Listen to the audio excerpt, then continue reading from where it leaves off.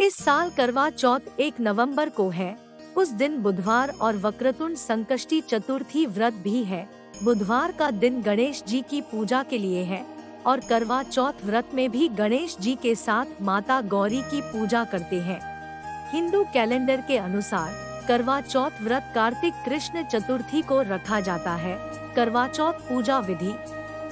करवा चौथ व्रत के दिन सुबह जल्दी उठकर स्नान आदि से निवृत्त होने के बाद नए वस्त्र धारण करें। इसके बाद ईश्वर का ध्यान करते हुए व्रत का संकल्प लें। इसके बाद घर के मंदिर की दीवार पर गेरू से फलक बनाकर करवा का चित्र बनाएं।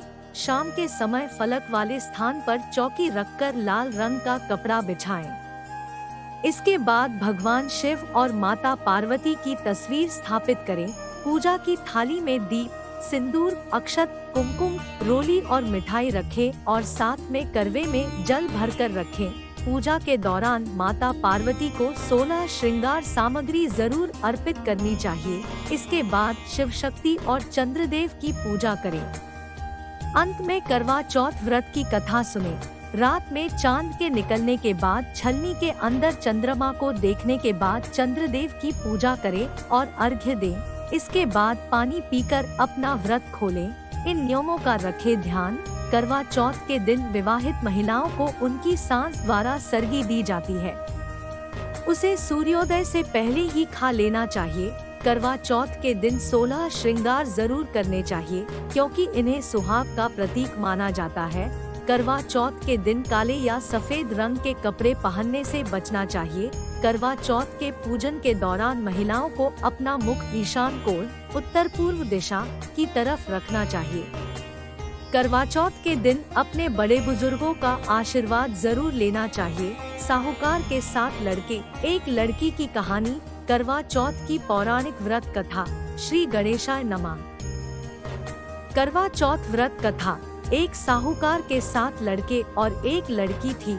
एक बार कार्तिक मास की कृष्ण पक्ष की चतुर्थी तिथि को सेठानी सहित उसकी 7 बहुएं और उसकी बेटी ने भी करवा चौथ का व्रत रखा।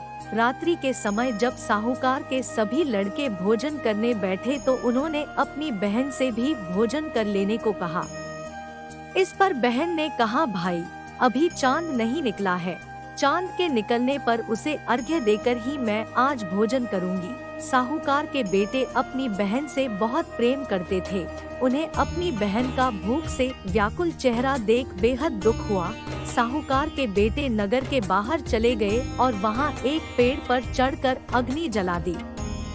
घर वापस आकर उन्होंने अपनी बहन से कहा, देखो बहन, चांद निकल आया है, अब तुम उन्हें अर्घ्य देकर भोजन ग्रहण करो। साहूकार की बेटी ने अपनी भाभियों से कहा, देखो चांद निकल आया है, तुम लोग भी अर्घ्य देकर भोजन कर लो।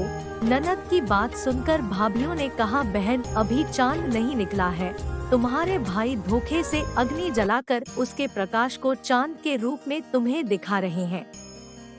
साहूकार की बेटी अपनी भाभियों की बात को अनसुनी करते हुए भाइयों द्वारा दिखाए गए चांद को अर्घ्य देकर भोजन कर लिया। इस प्रकार करवा चौथ का व्रत भंग करने के कारण विघ्नहर्ता भगवान श्री गणेश साहूकार की लड़की पर अप्रसन्न हो गए। गणेश जी की अप्रसन्नता के कारण उस लड़की का पति बीमार पड़ गया और घर में बचा हुआ सारा धन उसकी बीमारी में लग गया।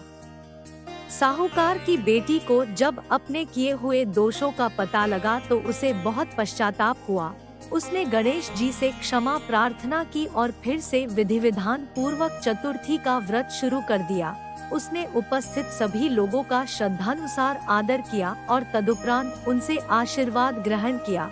इस प्रकार उस लड़की के श्रद्धा भक्ति को देखकर एकदंत भगवान गणेश जी उस पर प्रसन्न हो गए और उसके पति को जीवनदान प्रदान किया। उसे सभी प्रकार के रोगों से मुक्त करके धन, संपत्ति और वैभव से युक्त कर दिया। बोलिए करवा चौथ माता की जय।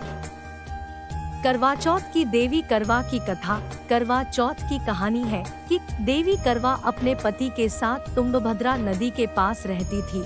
एक दिन करवा के पति नदी में स्नान करने गए तो एक मगरमच्छ ने उनका पैर पकड़ लिया और नदी में खींचने लगा। मृत्यु करीब देखकर करवा के पति करवा को पुकारने लगे, करवा दौड़कर नदी के पास पहुंची और पति को मृत्यु के मुंह में ले जाते मगर को देखा।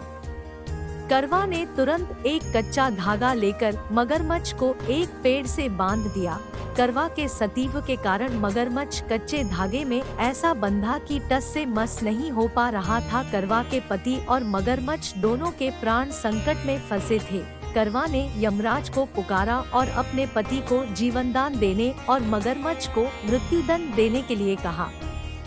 यमराज ने कहा, मैं ऐसा नहीं कर सकता क्योंकि अभी मगरमच्छ की आयु शेष है और तुम्हारे पति की आयु पूरी हो चुकी है।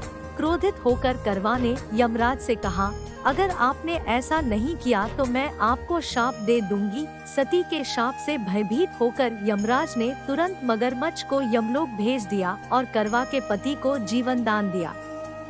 इसलिए करवा चौथ के व्रत में सुहागन स्त्रियां करवा माता से प्रार्थना करती हैं कि हे करवा माता, जैसे आपने अपने पति को मृत्यु के मुंह से वापस निकाल लिया वैसे ही मेरे सुहाग की भी रक्षा करना। बोलिए करवा चौथ माता की जय।